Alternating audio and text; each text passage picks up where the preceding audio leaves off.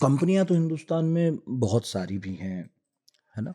और private players भी शामिल हो सकते हैं, ऐसा भी कहा जा रहा है। खुद एयर चीफ मार्शल ने भी इस बारे में कहा है।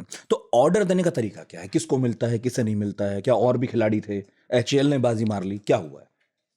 अभी एविएशन, अगर आप मिलिट्री एविएशन देखोगे इंडिया में, hmm. HAL is the only company in India, monopoly है सारी जो डिफेंस एविएशन पे है। और कोई कंपनी नहीं है जो fighter aircraft, attack helicopters, transport helicopters, utility helicopters वगैरह बना सकती है, जिस जो क्षमता रखती है ये सब चीज़ें एक साथ बनाने के लिए।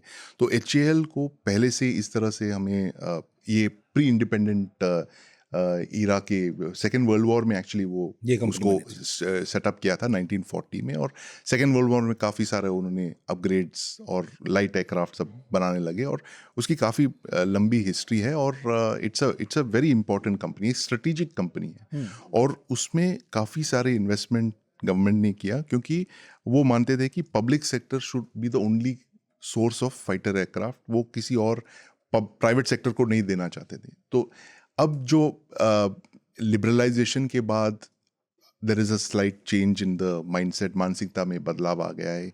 और खास करके पिछले कुछ सालों में कि हाँ, प्राइवेट सेक्टर भी ये इस खेल में शामिल हो सकता है। और इसी वजह से आप देख सकते हैं कि जैसे टाटा एडवांस सिस्टम लिमिटेड जो है, टैसल, टाटा की एक कंपनी है, डिफेंस कंपनी है, वो अब एरोस्पेस एरिया में बहुत लंबे स्ट्राइड्स ले रहे हैं। और 2010 में उन्होंने शुरू किया था इन ये अमेरिकन हेलीकॉप्टर्स सिकोर्स्की के जो कैबिन्स बनाने का, कैबिन और दरवाज़ा बनाने से शुरू शुरू किया उन्होंने। और अब जो रिसेंटली उन्होंने एक डील साइन किया है एयरबस एयरक्राफ्ट के साथ, जो 50 जो ट्रांसपोर्ट एयरक्राफ्ट है, C295 करके जो ट्रांसपोर्ट एयरक्राफ्ट है, हम्म। इंडिया में बनाएंगे, वो असेंबल करेंगे यहाँ पे। तो ये पहली ऐसी कंपनी है। दूसरी कंपनी है एचएएल के अलावा हम्म। जो एयरक्राफ्ट बना रही है इंडिया में, लेकिन उन्होंने फाइटर एयरक्राफ्ट नहीं बनाया आज तक। तो इसीलिए जो कंपनी एक मोनोपोली है, तो उसको ये ऑर्डर नॉमिनेशन बेसिस पे दिया जाता है, तो कोई कंपटीशन नहीं। अगर आपको एचएएल, अगर आपको लाइट कॉम्बैट एयरक्राफ्ट इंडिया में बनाना हो, तो the only company that HAL. Can do HAL. तो बस उनको नॉमिनेट कर दिया गया है, और ये जो ऑर्डर है 83 लाइट कॉम्बैट एयरक्राफ्ट का उनको दिया गया है। और अब जो एचएएल क्या करती है, जब ऑर्डर उनके पास आता है, तो वो बहुत सारे प्राइवेट प्लेयर्स को भी इन्वॉल्व करते हैं, क्योंकि अच्छा।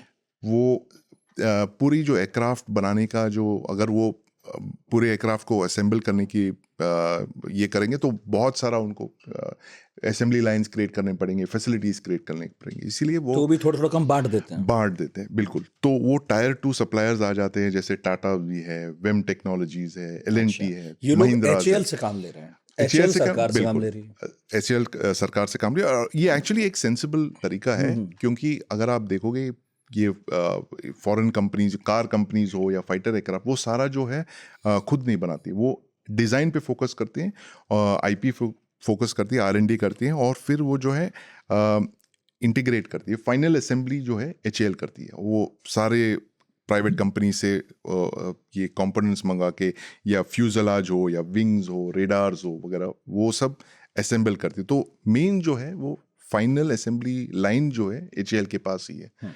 3 असेंबली लाइन्स है एलसीए के, और एक चौथा वो बनाने की प्लान कर रहे हैं। बात चल रही है इस पर। लेकिन अब तक जो है एचएएल एक मोनोपोली है। और जब मोनोपोली, आप जान सकते हैं कि जैसे प्री 1991 के पहले जो पीएसयू जो मेंटालिटी थी,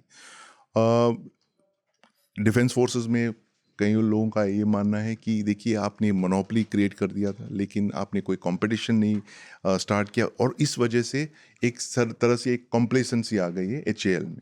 उनको लगता है कि और कोई कंपनी नहीं है जो बना सकती है, तो हम ही हम हैं। मतलब सुस्ती के आरोप ठीक है? तो कुछ हद तक ये सही है हम्म। कि थोड़ा कंप्लेसेंसी है एचएएल में। इंडियन एयरफोर्स के जो एक्यूजेशंस है, उसमें काफ़ी हद तक सच्चाई है। I mean there is some argument कि इंडियन एयरफोर्स जो जिस तरह से वो पार्टिसिपेशन करना चाहिए था एचएएल के लाइट कॉम्बैट एयरक्राफ्ट में, वो शुरुआत में उतना उन पे इतना फोकस नहीं था। जब गवर्नमेंट की नीति बदल गई और उन्होंने कहा देखिए, फाइटर एयरक्राफ्ट जो है ज़्यादा अगर आप नंबर्स लोगे तो इंडिया से ही लेना पड़ेगा। तब चल के HAL पे थोड़ा ज़्यादा ध्यान आ गया इंडियन एयरफोर्स का, लेकिन तब तक जो है ज़्यादा फोकस उनका था इम्पोर्टेड एयरक्राफ्ट पे, क्योंकि आप मानसिकता समझ सकते हैं कि ये आप जब इंडिजिनस कोई चीज़ बनाने लगते हो तो उसमें बहुत सारे ठोकर खाने पड़ते हैं आपको। कोई किसी ने इंजन नहीं दिया या आपने ये डेवलप, ये एक trial and error type of method है। लेकिन जब आप इसको परफेक्ट करते हो तो मतलब उसके बाद आपको किसी को पूछने की ज़रूरत नहीं होती। थोड़ा ऐसा भी हुआ है क्या, मैं टोक के पूछ रहा हूँ, कि हमने ये नारा तो दिया कि हम सब जी। घर में बनाएंगे, लेकिन हमारी कोई बहुत तैयारी नहीं थी इसे लेकर, तो इसलिए तो ये एक प्रोसेस है जिसमें शुरुआत में हम थोड़ा ठिठक रहे हैं, पिछड़ रहे हैं, लेकिन आगे चल के मे भी ठीक हो जाए, पर थोड़ी जल्दी हो गई है अभी। नहीं नहीं, कोई ऐसा ये जो हम आज कर रहे हैं 2020 से लेके, मैं समझता हूँ 2020 जो है वो आत्मनिर्भर भारत का जो फोकस आया, वो नारा जो आया, that is a new and a final evolution of make in India. जो मेक इन इंडिया पहले जो नारा था वो एक तरह से एक अमॉर्फस है, किसी को समझ में नहीं आ रहा था कि ये मेक इन इंडिया क्या चीज़ है, क्या ये असेंबल इन इंडिया है या डिज़ाइन IP किसके पास है। तो ऐसे बहुत सारे ऐसे फर्जी टाइप के आने लग गए कि असेंबल कर रहे थे इंडिया में, लेकिन है तो सारा फॉरेन वही। कंपोनेंट ही, फॉरेन प्लेटफॉर्म्स। तो अब जो फोकस है कि Indian design developed and manufactured products पे ज़्यादा फोकस रखेंगे, और इस चीज़ में आपको बहुत सारे ठोकर खाने पड़ेंगे, आपको खुद इम्प्रूव करना होगा और खुद ही बनाना पड़ेगा। और ये जो सिलसिला है, ये बाहर वाले जो फॉरेन कंट्रीज हैं उन्होंने सब, they have already cross this line, है ना। फ्रांस ने भी ऐसे ही किया, चाइना ने अभी रिसेंटली कुछ साल पहले ही उन्होंने खुद के फाइटर इंजन्स बनाने लगे। अब तक वो जो पूरी तरह से वो इम्पोर्ट डिपेंडेंट थे, चाइना भी, और चाइना की जो पूरी डिफेंस इंडस्ट्री की सक्सेस है ये 20 साल पुरानी है। 2005 में चाइना दुनिया का सबसे बड़ा या दूसरे नंबर का आर्म्स इंपोर्टर था। आज के दौर में 2025 में चाइना वर्ल्ड का 5th लार्जेस्ट आर्म्स एक्सपोर्टर है। तो हमें भी इस तरह के एक एरिया में पहुंचना है कि हम जो है 2nd लार्जेस्ट आर्म्स इंपोर्टर है। हमें भी अपने आत्मनिर्भर इंडस्ट्री को लेके we have to become a not only self sufficient, but हमें एक्सपोर्ट भी करना चाहिए। That is the focus of the government.